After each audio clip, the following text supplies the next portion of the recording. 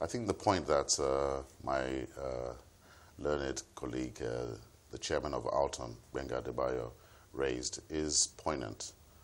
We currently are faced with 26 taxes and levies, different levies. And last year we had a meeting with the Honourable Minister of Communications and actually stressed to him that this issue should be addressed with the Minister of Finance to harmonize taxes, because 26 was enough, but I recently read now it's gone up to 38. So there's been an inclusion of the 12.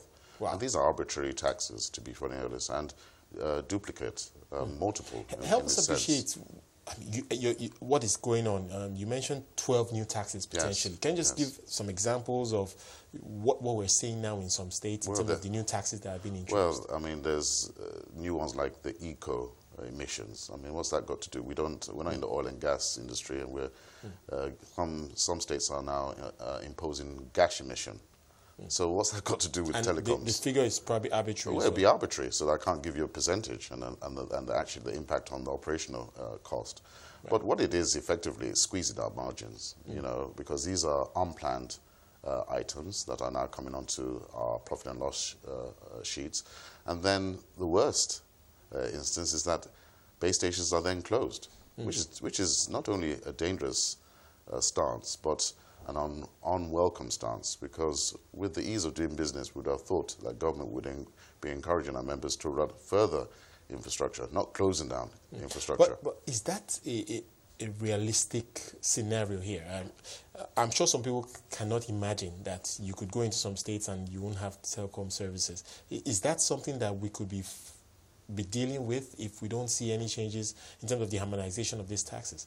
Well, the industry has grown significantly. I mean, that's one thing. But even with that growth, we have about 275 market gaps. So we have some communities that have never made a voice call, let alone gone onto the internet. That represents about 20 to 30 million Nigerians. Wow.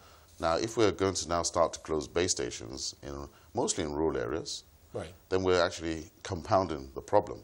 So Alton is very correct, and I think ADCON supports their stance that this has got to be addressed, because not only are we destroying critical national infrastructure, that's what telco infrastructure should be treated as, but we're also denying the opportunity for a number of Nigerians access to what we call universal services, which is just making a voice call. Right.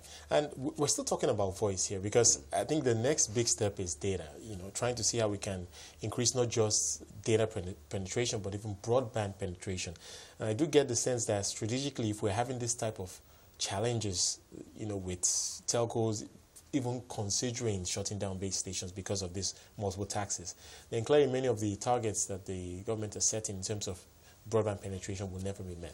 Let's clarify something first. It's not that the telcos were shut down. It's that the government is shutting down the base station because of non-payment of some arbitrary taxes. And what I believe is being stated is that if they are shut down, we're not going to open them up again.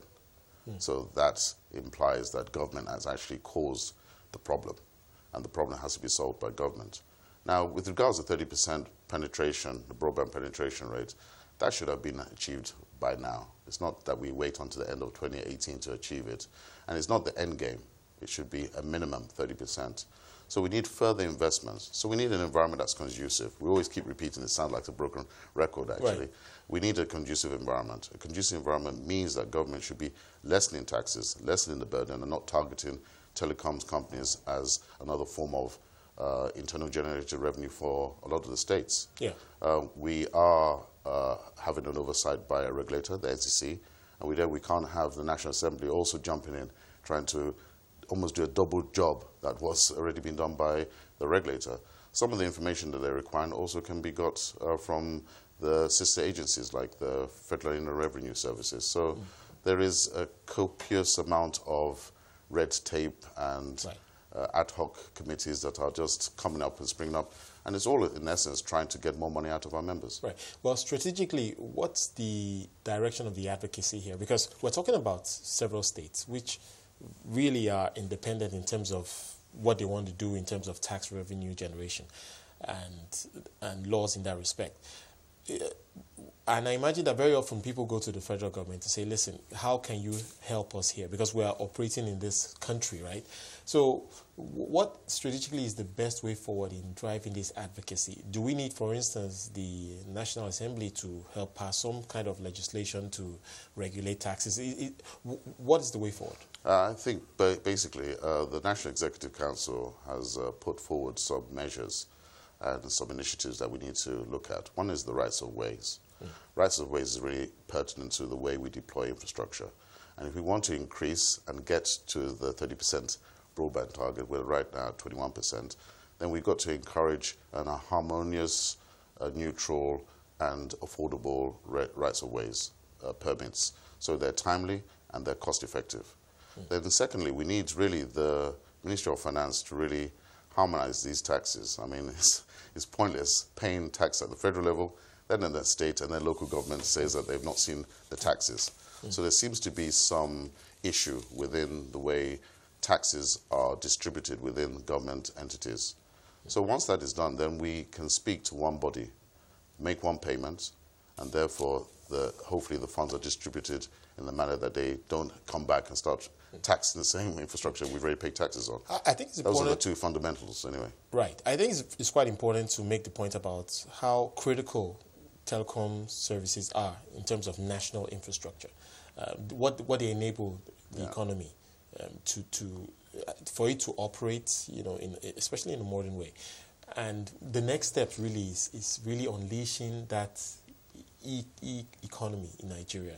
It's really going to be on the platform of these telcos. So can you just make that point as we round this up? Yes, definitely. I mean, development of human capital is the main thing. Bill Gates spoke about that during his recent visit. And it's ICT, fundamentally. If we look at the Indian model, we as a nation have a huge youth population, young demographics. They are striving and hungry to actually understand how they can improve their lives. And ICT is the bedrock of it. So telecoms is the fundamental enabling infrastructure that is required to be built for Nigeria. We're still on the roadmap to actually ensure that we have ubiquitous broadband. We're just scratching the surface at the moment. So, we need a government that understands that the future is about knowledge, it's about data, and it's the digital world that is waiting for us to step on. So if we can have government that understands that they need to work with us, not only our members, but other civic societies, the education territory, and also the consumers. I mean, they're the ones who really will suffer at the end of the day if quality of service is poor because infrastructure has been either interrupted or shut down.